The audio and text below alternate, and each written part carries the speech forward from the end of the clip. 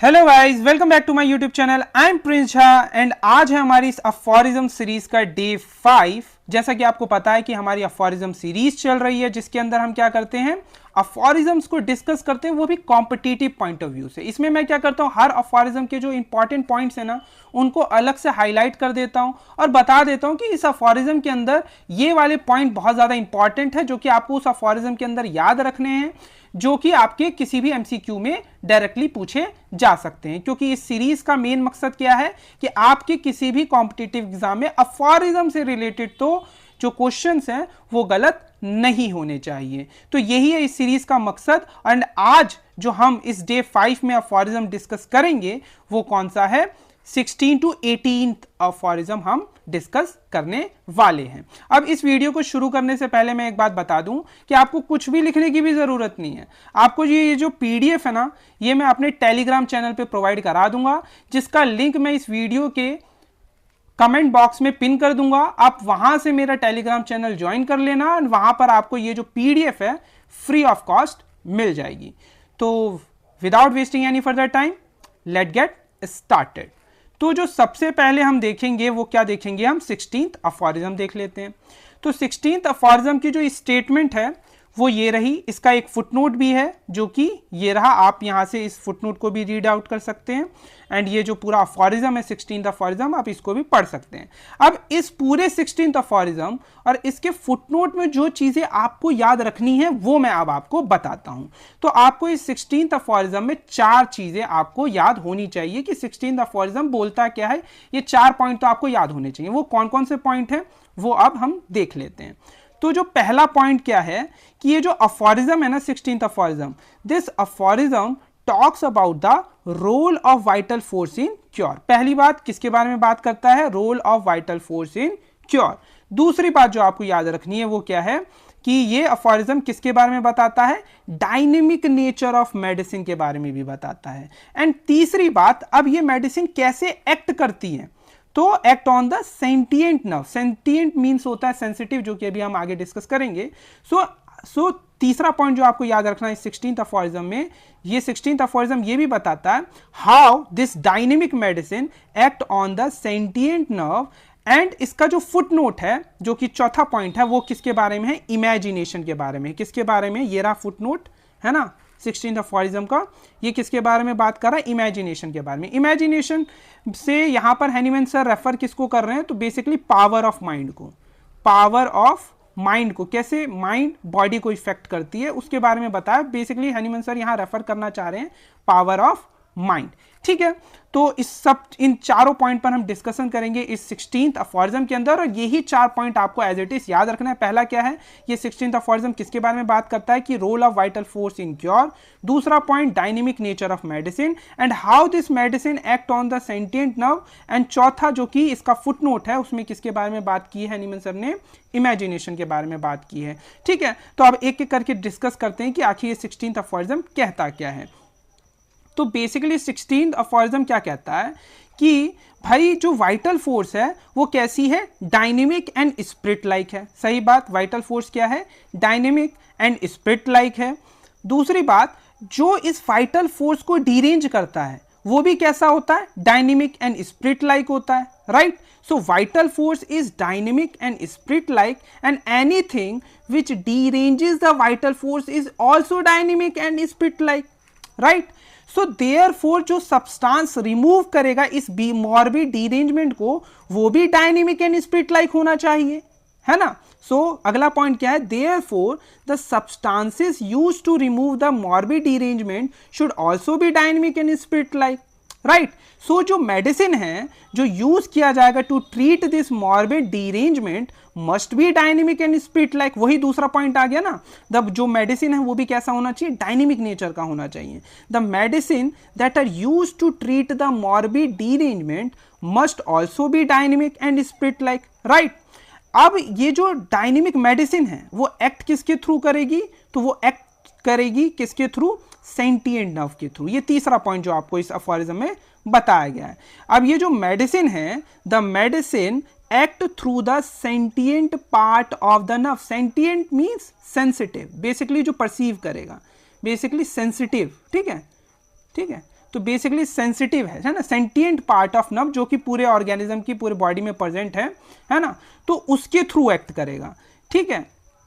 And they act dynamically, and ये भी कैसे एक्ट करेंगे, डायनेमिकली एक्ट करेंगे। एंड अब अगर हम इसके फुटनोट पर आए तो फुटनोट क्या कहता है एक बार देख लेते हैं। फुटनोट की अगर आप एग्जैक्ट स्टेटमेंट देखेंगे 16th अफॉरिज्म की, वो क्या है, most severe disease may be produced by sufficient disturbance of vital force through the imagination and also cured by the same means imagination को ट्रीट करने के लिए कोई मेडिसिन नहीं है, ये कहना चाह रहा है। मतलब ये अफॉरिज्म क्या के इस अफॉरिज्म का जो ये फुटनोट है वो क्या कहना चाह रहा है, footnote talks about the imagination which means, imagination means power of mind, क्या, पावर ऑफ माइंड, ठीक है। यहां पर हैनीमैन सर इमेजिनेशन से किसको रेफर कर रहे हैं, पावर ऑफ माइंड को।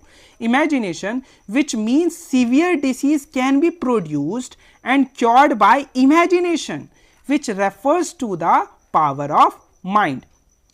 Hahnemann tells that mind can influence the body. यहां पर वो इनडायरेक्टली हैनीमैन सर क्या बताना चाह रहे हैं कि जो माइंड है ना वो डायरेक्टली वो कैसे इन्फ्लुएंस करती है, बॉडी को इन्फ्लुएंस करती है, ठीक है, ठीक है। And there are no medicine for imaginary diseases. यहां पर वो ये बता रहे हैं अगर इमेजिनेशन की वजह से डिसीज है तो उसके लिए कोई मेडिसिन नहीं है, no medicine for imaginary disease, mind itself is the cure. यही चीज बताना चाह रहे हैं 16th अफॉरिज्म के फुटनोट में हैनीमैन सर, ठीक है। तो ये चारों चीजें आपको याद रखनी है। पहली बात 16th अफॉरिज्म में क्या चीजें हैं, पहली बात कि जो हमारा वाइटल फोर्स है वो क्योर में कैसे रोल प्ले कर रहा है। दूसरी बात जो मेडिसिन है वो कैसी होनी चाहिए, डायनेमिक इन नेचर होनी चाहिए। और तीसरी बात क्या कि कैसे एक्ट कर रहा है, तो सेंटिएंट नर्व के थ्रू एक्ट कर रहे हैं।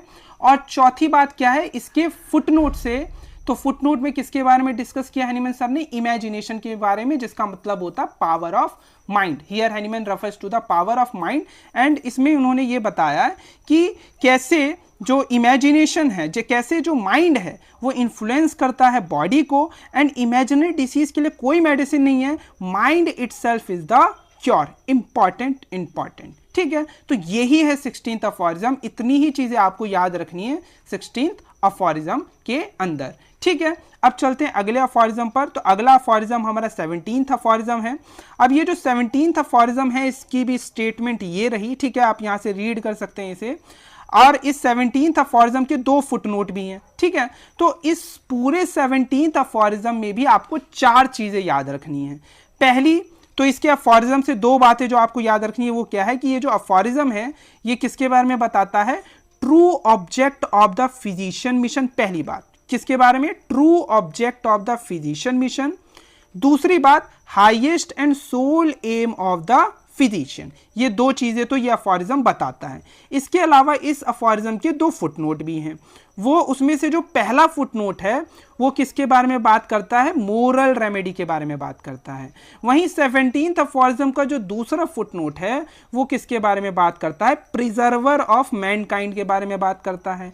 अब ये प्रिजर्वर ऑफ मैनकाइंड यहां पर हैनीमैन सर किसको रेफर कर रहे हैं, गॉड को रेफर कर रहे हैं। किसको रेफर कर रहे हैं, गॉड को। प्रिजर्वर ऑफ मैनकाइंड कौन होगा, गॉड होंगे, है ना। तो ये 4 चीजें आपको याद रखनी है इस 17th अफॉरिज्म के अंदर। क्या कि भाई पहली बात तो 17th अफॉरिज्म क्या कहता है, किसके बारे में बताता है, talks about the true object of the physician mission.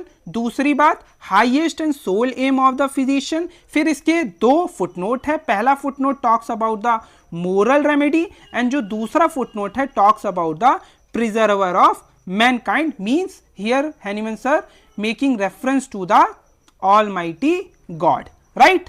सो यही है हमारा ओवरऑल 17th अफॉरिज्म। इतनी चीजें तो आपको याद रखनी है, आपके कॉम्पिटिटिव एग्जाम के पॉइंट ऑफ व्यू से ये इंपॉर्टेंट है। अब ये जो 17th अफॉरिज्म है थोड़ा देख लेते हैं ये कह क्या रहा है। तो 17th अफॉरिज्म कह रहा है कि भाई जो हाईएस्ट एंड सोल एम है फिजिशियन का वो क्या है, removal of the perceptible sign and symptom. क्या है, जो highest and sole aim of the physician है वो क्या है, removal of the perceptible sign and symptom. That is मतलब अगर हमने परसेप्टिबल साइन एंड सिम्टम को रिमूव कर दिया, मतलब क्या है कि हमने जो इंटरनल डिरेंजमेंट है वाइटल फोर्स की उसको करेक्ट कर दिया। उसको रिस्टोर कर दिया, हमने डिजीज को एनहिलेट कर दिया। तो यही तो है highest and sole aim of the physician.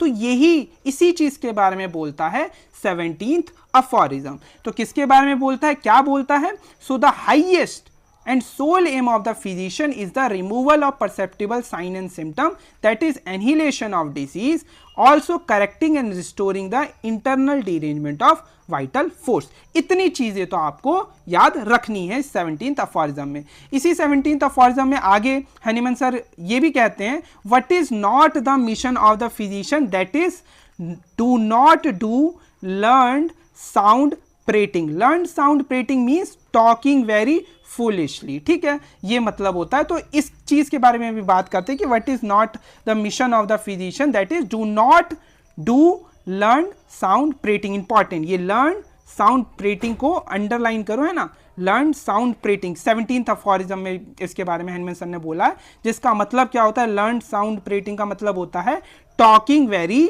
Foolishly, talking very foolishly. ठीक है, तो ये इतनी चीजें आपको 17th अफोरिज्म में याद रखना है। अब एक बार इसका फुटनोट नंबर 1 देख लेते हैं। जैसे कि मैंने आपको बताया, फुटनोट नंबर 1 इसका ये रहा। ठीक है, 17th अफोरिज्म का पहला फुटनोट की स्टेटमेंट ये रही, आप यहां से इसको रीड कर सकते हैं। अब ये फुटनोट नंबर 1 जैसा कि मैंने आपको बताया 17th अफोरिज्म का किसके बारे में बात करता है? मोरल रेमेडी के बारे में बात करता है। अब ये क्या बात करता है वो देख लेते हैं, जो आपको याद रखना है, जो आपकी कॉम्पिटिटिव एग्जाम के पॉइंट ऑफ व्यू से इंपॉर्टेंट है। तो वो बात क्या है कि जो फुटनोट नंबर 1 है, talks about the moral remedy. अब बेसिकली इसका मतलब ये होता है कि कई बार क्या होता है ना, जब पेशेंट बहुत ज़्यादा सीरियस डिसीज से सफ़र कर रहा होता है तो उसको ऐसा लगता है ना कि वो मरने वाला है, ही विल डाई। तो उस केस में क्या होता है ना, ये जो उसके अंदर की फीलिंग है, बहुत ज़्यादा डिप्रेस हो जाता है ना, उसको लगता है वो मरने वाला है। तो उस केस में ये जो उसकी सफरिंग है ना कि वो मरने वाला है, वो सोच रहा है, डिप्रेशन में जा रहा है अपनी सीरियस डिसीज के कारण, तो ये एक तरीके से उसके क्योर में ऑब्स्टेकल की तरह एक्ट करता है। तो इस केस में डॉक्टर को क्या होता है कि पेशेंट को एक इंश्योरेंस देना होता है कि भाई आप ठीक हो जाओगे, एक तरीके से इंश्योरेंस देना होता है पेशेंट को, ताकि जो ये जो ऑब्स्टेकल है ना, ये जो उसके माइंड में चल रहा है कि वो ठीक नहीं हो पाएगा, वो मरने वाला है, तो ये चीजें उससे एक तरीके से उसके दिमाग से ये चीजें निकल जाएं, है ना। तो इसके लिए एक तरीके से इंश्योरेंस देना डॉक्टर का पेशेंट को बहुत ज्यादा जरूरी होता है, और इसी को हम क्या बोलते हैं? Moral remedy. इसको हम क्या बोलते हैं? Moral remedy. तो इसी चीज के बारे में डॉक्टर हनीमैन सर हमारे बात कर रहे हैं 17th अफोरिज्म के फर्स्ट फुटनोट में, कि in case of serious diseases that he will die, we can change his belief by giving him insurance, this is the moral remedy. अब ये जो इंश्योरेंस है हम किस तरीके से दे सकते हैं? तो कई बार हम ना कई सारे, एक तो हम उनको उनकी काउंसलिंग कर सकते हैं, है ना, साइको एनालिटिकल वे होते हैं कई सारे, है ना, कई सारी काउंसलिंग टेक्निक होते हैं, उसके थ्रू उनकी काउंसलिंग कर सकते हैं। इसके अलावा एक और होता है कंपैरिजन के तरीके से, जैसे कि होता है ना, मान लो कि ए पेशेंट है एंड बी पेशेंट है ना। अब जो ए की सफरिंग है और बी की सफरिंग है, उसमें से जो बी पेशेंट की सफरिंग्स है वो ए पेशेंट की सफरिंग से बहुत ज्यादा इंटेंस है।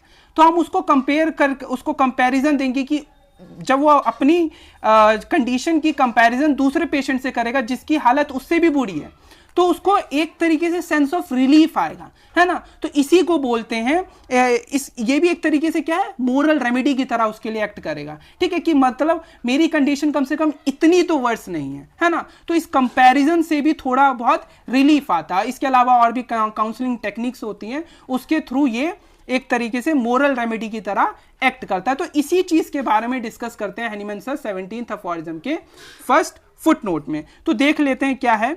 तो Hahnemann is indirectly trying to say that the body is actually reflecting the feelings of the mind for both healthy and disease state.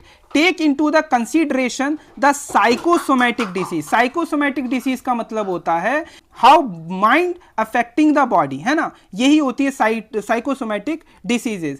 In it the psychological sufferings are reflecting into the body. जो psychological sufferings है patient की वो reflect करती है into the body. These sufferings have ability to bring organic changes in the body. Even in the chronic disease where the patient is depressed state, he will not able to recover from it.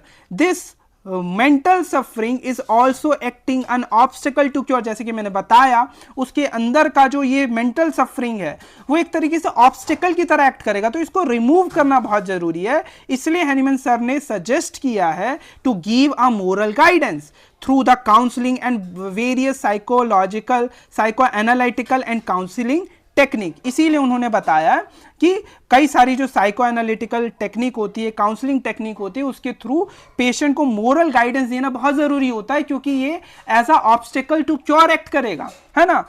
इसीलिए उस patient को उस depression से बाहर निकालने के लिए हमें क्या चाहिए, उसको मोरल रेमेडी देने की जरूरत है. इसी चीज के बारे में डिस्कस करते हैं 17th अफॉरिज्म के फर्स्ट फुटनोट में डॉक्टर हैनीमैन सर. ठीक है, इसके अलावा और क्या है, जैसे कि मैंने बताया उसमें से एक टेक्निक क्या है कंपैरिजन के बारे में. If one person is suffering and who compares his suffering with the another person whose suffering is similar but more than the first person, so person A feels that he is much better place, है ना, उसे लगेगा ना कम से कम मेरी हालत इतनी बुरी तो नहीं है, than the person B, and he gets a sign of relief because of simple logical analysis. This is the moral remedy. और यही क्या है, moral remedy. So basically moral remedy is all about the comparison. ठीक है, तो ये सारी चीजें हैं इस मोरल रेमेडी के अंदर आपको याद रखना, जो कि 17th अफॉरिज्म का फुटनोट कहता है. So basically moral remedy emphasize on the power of mind. यहां पर भी मोरल रेमेडी से हैनीमैन सर किसको रेफर करना चाह रहे हैं, पावर ऑफ माइंड को ही. Moral, so moral remedy emphasizes on the power of mind and thoughts to cure and cause the disease. Important. ठीक है, ये लाइन आपको, ये स्टेटमेंट आपको याद रखनी है.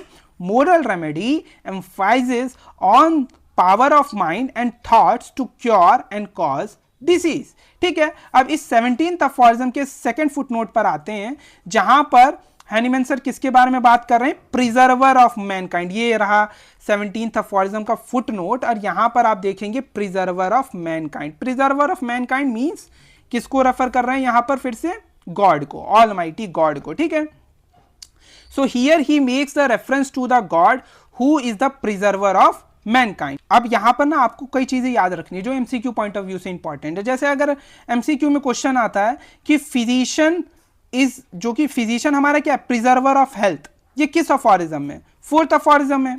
वहीं जब मैंने 14th अफॉरिज्म बताया था तो वहां पर भी किसके बारे में बात हो रही थी, preserver of human life, preserver of human life. तो अगर प्रिजर्वर ऑफ ह्यूमन लाइफ लिखा हुआ है तो इसमें भी कौन सा अफॉरिज्म, 14th अफॉरिज्म, है ना. प्रिजर्वर ऑफ ह्यूमन लाइफ के बारे में किस अफॉरिज्म में हैनीमैन सर ने बोला है, 14th अफॉरिज्म में बोला है.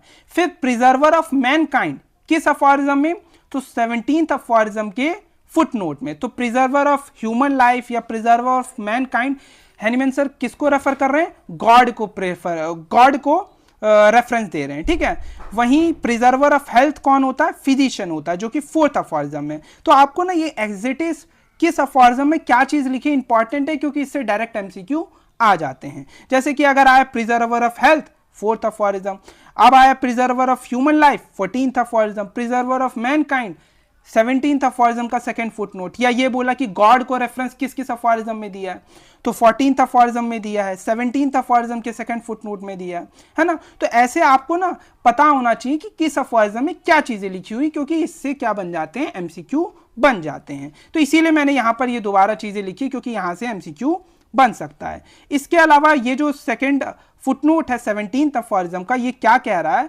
This the God is clearly showing, basically जो प्रिजर्वर ऑफ मैनकाइंड है मींस गॉड, वो क्या शो कर रहे हैं, वो शो कर रहे हैं फिजिशियन को क्या, कि क्या चीज हमें डिसीज के अंदर क्योर करनी है.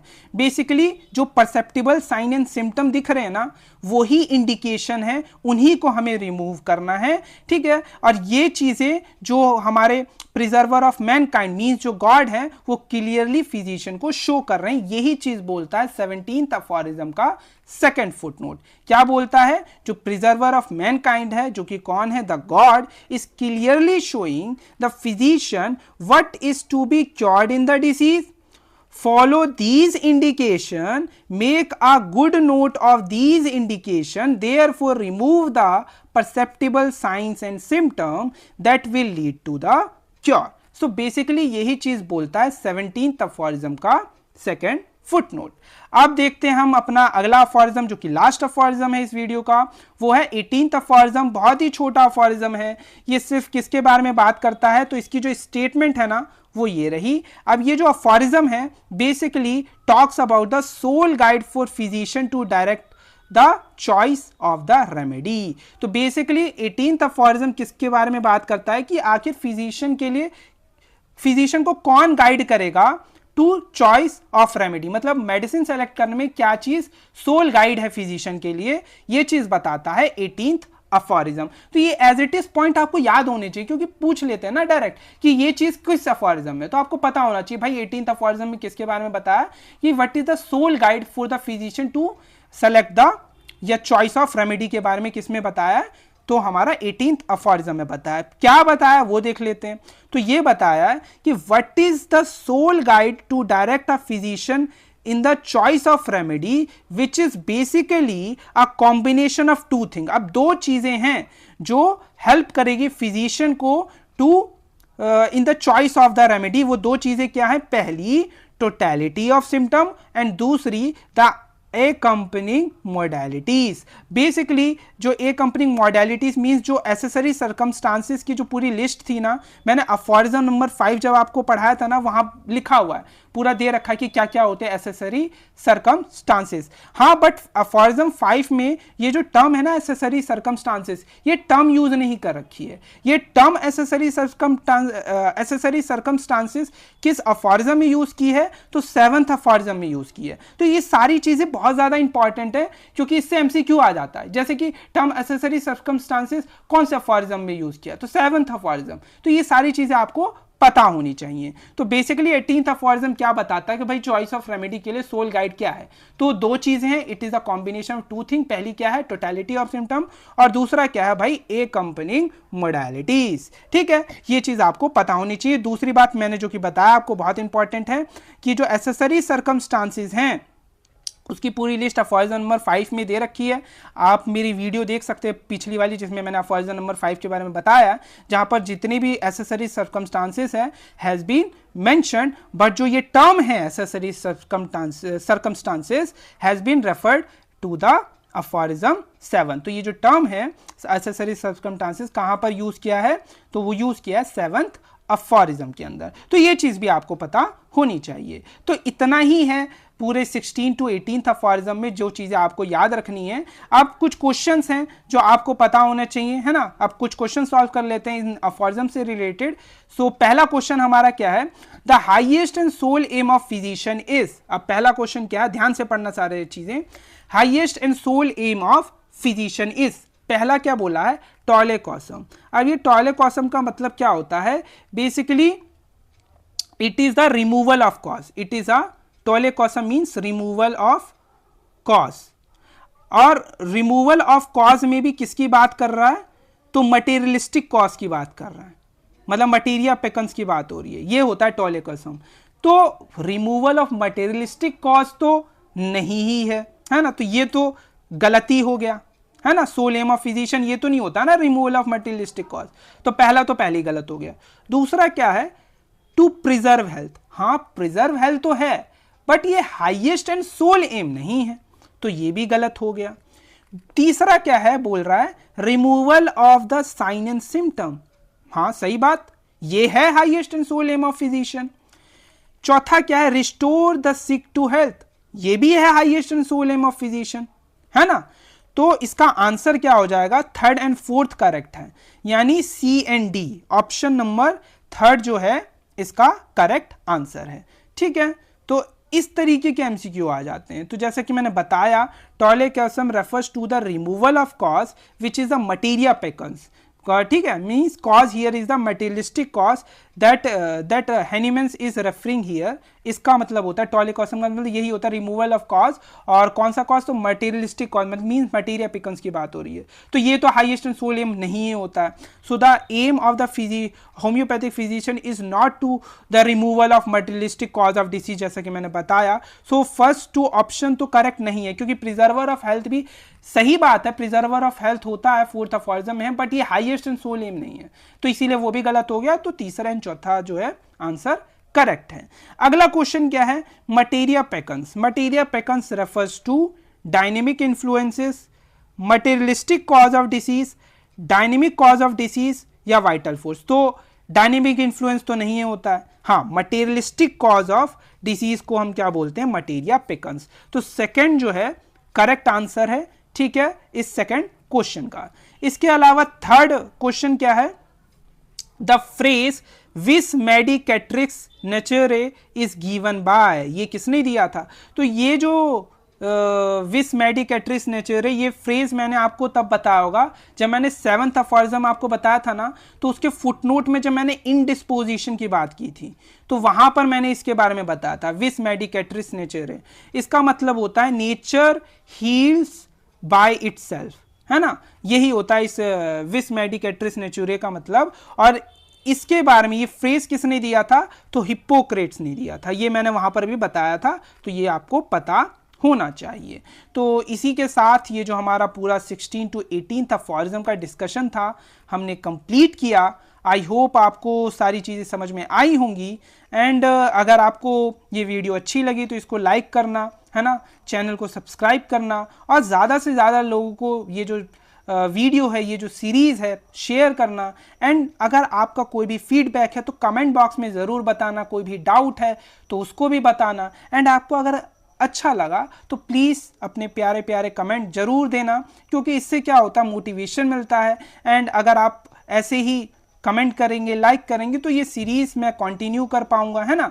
तो इसके लिए आपको पूरा सपोर्ट दिखाना है। सो इसी के साथ ये जो हमारी वीडियो थी 16 to 18 अफॉरिज्म की कंप्लीट होती है। मिलते हैं ऐसी किसी नई वीडियो के साथ, तब तक खुश रहें, मस्त रहें, जय हिंद।